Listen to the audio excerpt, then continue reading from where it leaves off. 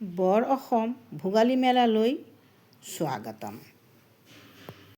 ভোগৰ উৎসৱ ভোগালী বিহুক আন্তৰিক অভিনন্দন আৰু শুভেচ্ছা জ্ঞাপন কৰিলোঁ। আজি আমি আহি কিনে এখন ভোগালী মেলালৈ উপস্থিত হৈছোঁ।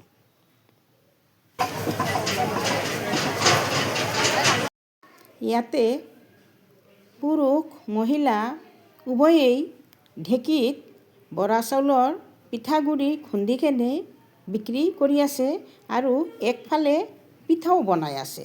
একফালে পিঠাগুড়ি খুন্দি আছে আৰু একফালে পিঠা বনাই আছে। বৰ ভাল এক মনোৰম দৃশ্য চকুত পৰিলে।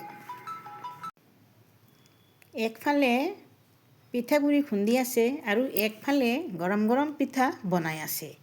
এই পিঠাবিলাক যিবিলাক বনাই আছে এইবিলাক পিঠা বৰা চাউলৰ হয় আৰু এখন পিঠাৰ দাম 10 টকা। তাৰমানে 10খন পিঠা দি কিনে এটা পকেট বনায় আৰু সেই পকেটটোৰ দাম হৈছে 100 টকা।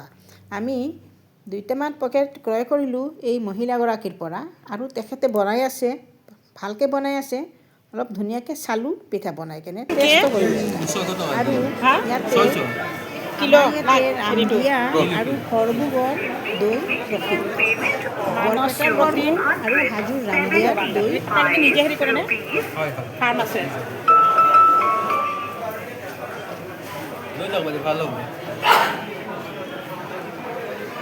আপোনাৰ নামটো কৈ দিয়কচোন। নগেন ডেকা। ক'ৰ পৰা আহিছে আপুনি? হাজো ৰামদিয়া। ৰামদিয়া আচল জেগা। ভাইটি এইবিলাক কি চাউলে? এইটো হা কিমানকৈ দিছা? কিয় ইমান দামটো? আৰু চিৰা কিমানকৈ দিছা? হা চিৰা 150 টকা। তোমালোকে দামটো বেছি ল'লা নেকি বিহু বুলি? আৰু এইটো গুড়টো কিহৰ গুড়? হা কুঁহিয়াৰ কিমানকৈ? 80 টকা। আমাৰ ঘৰত পায়, ঘৰত নিদিয়ে। 80 টকাকৈ দিবানে? 80 টকা হ'লে দিয়া 1 কিলো।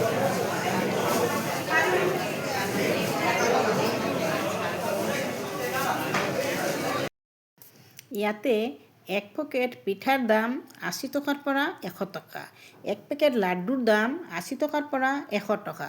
এক পেকেট মুড়িৰ দাম 75 টকা। আৰু এক পেকেট জহা চাউল তাৰমানে 1 কিলো 120 টকা। বৰা চাউল 1 কিলো 120 টকা। বৰা চাউলৰ পিঠাগুড়ি 220 টকা। শালি চাউলৰ পিঠাগুড়ি 120 টকা। পিঠা পকেট 80 টকা।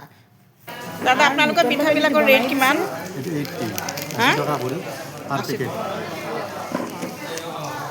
এইটোৰ মাজতে কেইটা আছে পিঠা? 10টা আছে।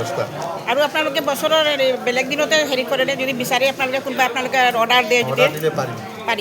কাইণ্ডলি আপোনাৰ নাম্বাৰটো ইয়াতে কওকচোন। 8876339290।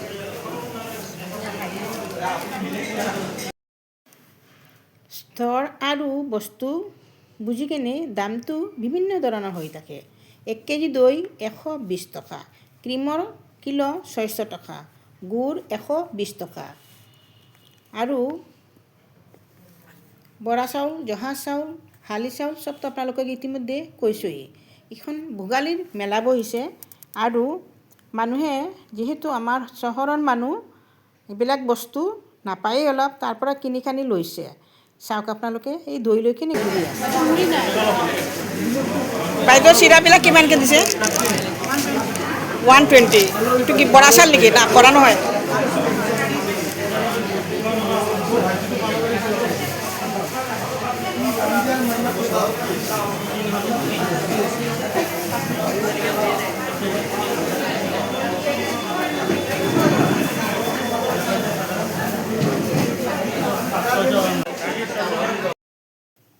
আজিকালি গাঁৱৰ মহিলা বহুত উদ্যমী। এই যে আচাৰবিলাক দেখাই আছোঁ আপোনালোকক, এই আচাৰখিনি গাঁৱৰ কোনোবা চেল্ফ হেল্প গ্ৰুপৰ মহিলাখিনিয়ে বনাই কিনে এওঁক দি ইয়াতে বিক্ৰী কৰিব দিছে। আচাৰখিনি আমি টেষ্ট কৰিলোঁ, ভালেই পাইছোঁ। আটাইকেইটা আচাৰ ভাল। বহুত কোৱালিটিৰ আচাৰ ইয়াতে উপলব্ধ। দামতো ঠিকেই আছে। এইকেইটাও সিহঁতে হাতে বনাই কিনেই আনিছে আমাৰ মহিলাখিনি ইমান উদ্যমী হৈছে সেইটো চাই কেনে ভাল লাগিলে। আৰু এইখিনি বস্তু হাতৰ বনোৱা, সিহঁতে ৰেডিমেড বস্তু ইয়াতে অনা নাই।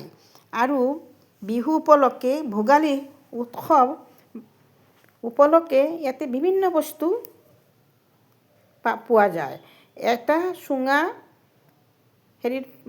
হেৰিটো চুঙা পিঠা, বৰা চাউল সোমাই কিনে যিটো পিঠা বনায়, এইটো 100 টকা।